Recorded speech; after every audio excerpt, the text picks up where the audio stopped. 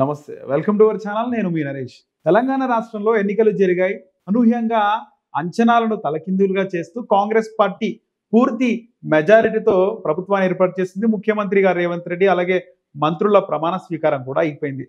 అయితే దీనిలో భాగంగా బీఆర్ఎస్కి చెందినటువంటి స్టేషన్ గన్పూర్ ఎమ్మెల్యే కడియం శ్రీహరి మాట్లాడుతూ ఆయన ఈ ప్రభుత్వం 6 నెలల తర్వాత మళ్ళీ మన ముఖ్యమంత్రి కేసీఆర్ గారే అవుతారని చెప్పేసి ఆయన ఒక బాంబు లాంటి వార్త ఆయన చెప్పడం జరిగింది. దీనికి సంబంధించి ఇందులో నిజమెంత ఉంది? కేవలం అక్కడ బీఆర్ఎస్ నాయకుల్లో, కార్యకర్తల్లో, కేసీఆర్ అభిమానుల్లో ఉల్లాసం నింపడానికే ఇలాంటి వ్యాఖ్యలు చేశాడా అని తెలుసుకోవడానికి ఈరోజు మనం ప్రముఖ స్ట్రాటజిస్ట్ అజయ్ మారుతిరావు గారు ఉన్నారు. ఆయనతో మాట్లాడి తెలుసుకుందాం. సార్ నమస్తే. నమస్తే.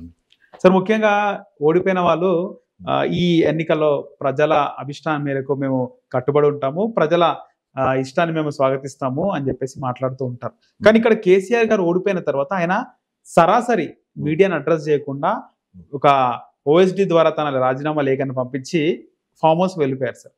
కేటీఆర్ అక్కడ ఒక ప్రెస్ మీట్ పెట్టి మాట్లాడారు. కానీ కడియం శ్రీహరి లాంటి ఎమ్మెల్యే ఆయన మాట్లాడుతూ మళ్ళీ 6 నెలల తర్వాత మన ముఖ్యమంత్రి కేసీఆరే, మళ్ళీ మన ప్రభుత్వం వస్తుందని చెప్పి ఇలాంటి వ్యాఖ్యలు చేశారు సార్. ఏ విధంగా చూడాలి సార్? దీన్ని 2 రకాలుగా చెప్పొచ్చు అండి. ఇప్పుడు ఏముంటుందంటే బీఆర్ఎస్కి ఒక వింత పరిస్థితి ఉంది. ఇప్పుడు ఆల్రెడీ ప్రజల్లో ఒక భావన ఉంది, బీఆర్ఎస్, బీజేపీ, ఎంఐఎం 3 ఒకటే, చీకటి ఒప్పందం అనేటువంటిది అయ్యింది. అందులో భాగంగానే కాంగ్రెస్ని దెబ్బతీయాలనేటువంటి ఉద్దేశంతో 3 పనిచేస్తున్నాయని చెప్పేసి ప్రజలు బలంగా నమ్మారు. దాని రిజల్ట్ కూడా అది. ఇలాంటి తరుణం లోపల ఒకవేళ మీరు అనుకున్నట్టుగా కాంగ్రెస్ మళ్ళీ ఈ ఆపరేషన్ ఆకర్ష్ ఏదైతే రాజశేఖర రెడ్డి గారు స్టార్ట్ చేశారో దాన్ని ఒక హిమాలయాల లాంటి ఎత్తుకు తీసుకెళ్ళాడు కేసీఆర్ గారు. దాన్ని మళ్ళీ అదే ఇంకా సస్టైన్ చేయాలి అనుకునే ఉద్దేశంతో రేవంత్ రెడ్డి ఉంటే ఖచ్చితంగా ఈ రోజులో పవర్ ఎక్కడుంది, అధికారం ఇక్కడ ఉంది. కాబట్టి ఈరోజు ఎమ్మెల్యేలు అప్పట్లో ఉన్నారా? రాజకీయాల్లో సేవ చేసి ఆస్తులు పోగొట్టుకున్నట్లా లేరు కదా. రాజకీయం అంటే వ్యాపారం అయిపోయింది. 10 పెడితే 100 ఎట్లా సంపాదించిన దాంతో ఉన్నారు. ఖచ్చితంగా వాళ్ళ లొసుగులు, లోటుపాట్లు బయటపడితే ఉద్దేశంతో వీళ్ళకి ఏదో ఒకటి ధైర్యం చెప్పాలి. కాబట్టి రే బాబు చూడండి, వీళ్ళలాంటి వర్గాలు కుమ్ములాటలు ఉన్నాయి, 6 నెలల తర్వాత గవర్నమెంట్ ఉండదు, రైట్, వాళ్ళది అనుకొని చేస్తారు, బయటకు వస్తారు, 4 సీట్లు ఎక్కువనే వాళ్ళకి అని వాళ్ళకి ఏదో రకంగా మచ్చిగా చేసుకొని ఇంటాక్ట్ అలాగే పెట్టుకుంటే ఎమ్మెల్యేలు ఎవరు పోరు అనే ఉద్దేశంతో అది ఆడుతున్నటువంటి ఒక స్ట్రాటజీ. నేను అనుకోవడం అంటే ఎవరైనా కూడా ఒక మనిషికి దాహం వేస్తే అక్కడ ఒక మంచినీటి ఒక సరస్సు ఉంది అనుకుందాం. ఆ మంచినీటి సరస్సు దగ్గరికి పోయి నీళ్ళు తాగుతాడా? లేకపోతే అది మనవాడిది కాదు, అది కూడా మన పగవాడిది, అది నేను బోర్వెల్ డ్రిగ్ చేసి బోర్ మోటార్ ఫిట్ చేసి వాటర్ ఫెచ్ చేసుకోవాలనుకుంటాడు? Obviously no. దాహం అవుతున్నప్పుడు ఎవరిదైనా పక్కన ఉన్నటువంటి అది ఒక రకంగా చెప్పాలంటే బోర్వెల్ అయినా, ఒక సరస్సు అయినా, నది అయినా, స్ట్రీమ్ అయినా కూడా ఫస్ట్ దాహం తీర్చుకోవాలి. కాబట్టి ఆబ్వియస్లీ అది చేసుకుంటాడు. కానీ వాడు ఇక్కడ వచ్చేసేసి ఫెసిలిటేట్ చేసుకోవడానికి బోర్ వేసేసుకొని మోటార్ ఫిట్ చేసుకొని వాటర్ ఫిట్ చేసుకోవాలి అనుకోడు కదా. అంటే ఎక్కడైతే పవర్ ఉంటుందో అక్కడికే జనాలు సహజంగానే రాజకీయ నాయకులు వస్తూ ఉంటారు. సో ఇప్పుడు కేసీఆర్ని ఎంత నాయకత్వాన్ని నమ్మినా ఎప్పుడైతే 3వసారి ఊడిపోయాడో ఆటోమేటిక్గా అండి పవర్లో ఏమైందంటే ఎంత పెద్ద నాయకుడైనా సరే ఒక థియరీ ఉంటుంది పాలిటిక్స్లో, లార్జర్ దెన్ లైఫ్ పిక్చర్ అంటారు. అంటే మనిషి కాదు, అంటే ఒక మహామనిషి, గొప్ప వ్యక్తి ఏం చెప్పినా నమ్ముతారనమాట జనాలు. బాబు మీరు ఓటేస్తే మీ అందరికీ ఇలా అయిపోతుందని చెప్తే అవును, ఎందుకంటే పలానా వ్యక్తి చెప్పిండు కదా, అయ్యా వాస్తవమే కదా అన్నట్టుగా. అది ఎంతో కాలం ఎస్ఎంఎస్ కాదండి. అంటే ఆయనకు ఆ చరిష్మా ఉన్నంత వరకు, పవర్ ఉన్నంత వరకు జనాలు నమ్ముతారు. ఒక్కసారి పవర్లో పోయిందంటే సామాన్య వ్యక్తిగానే చూస్తారు జనాలు. మీరు గమనిస్తే ఇప్పుడు కూడా ఎమ్మెల్యేలు కూడా అట్లే చూస్తారు.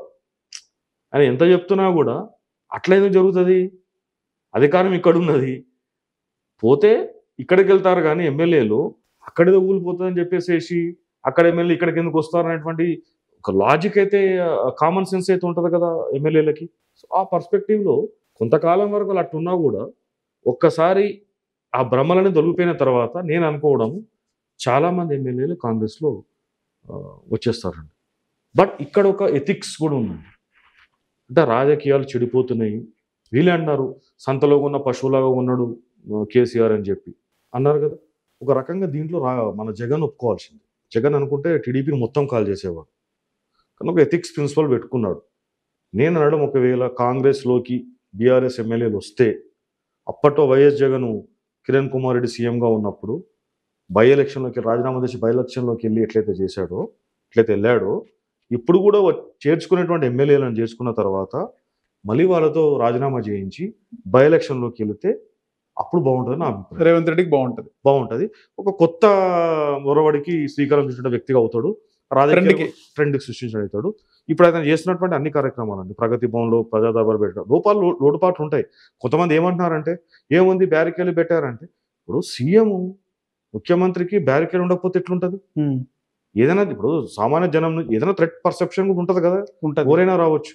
పాయింట్ ఏంది అంటే ప్రగతి భవన్లోకి సామాన్య ఎంట్రీ లేనిటువంటి దశ నుంచి సామాన్యులు అర్జీలు ఇచ్చే దశకు వచ్చి, అది కదా పాజిటివ్ ఫీలింగ్ మనం చూడాల్సింది. సెకండ్, ఉద్యమకారులకి ఇంపార్టెన్సే లేదు, ప్రశ్నిస్తే అణచివేసేటువంటి ఆ నిరంకుశ పాలన నుంచి కోదండరాం లాంటి వాళ్ళ సలహాలు కానీ, అక్నూర్ మురళి గారు లాంటి సలహాలు కానీ, ఉద్యమకారుల యొక్క సలహాలు తీసుకోవడం, ఆ రకం ముందుకెళ్తుందంటే అది పాజిటివ్ ఫీలింగ్ అనేది తీసుకోవాలి కదా, అంతేనా కదా?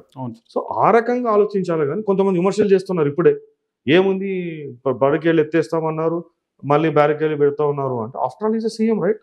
కాబట్టి సెక్యూరిటీ కన్సర్న్స్ కూడా ఉంటాయి కాబట్టి అది మనం దాన్ని కూడా అర్థం చేసుకోవాలని చెప్తున్నాను. సరే, సో ఈ రకంగా చెప్పాలి అంటే ఎమ్మెల్యేస్ ఖచ్చితంగా నేను అనుకుంటున్నాను ఎంపీ ఎలక్షన్ల లోపల ఖచ్చితంగా కొంతమంది ఎమ్మెల్యేల యొక్క మైగ్రేషన్ ఉంటుంది. ఎంపీ ఎలక్షన్ల తర్వాత ఖచ్చితంగా కూడా చాలామంది ఎమ్మెల్యేలు వస్తారు.